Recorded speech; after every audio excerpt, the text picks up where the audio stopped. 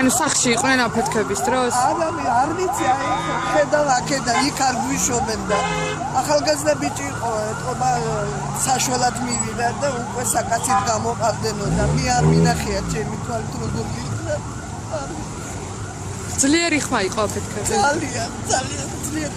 მე მეხუთეს ბოლოში ვიყავი იქიდან მოვიდივარ, ხელა ხმა იყო, ფანჯრებს რიკინის გაქონდა, სანსარი გაქონდა.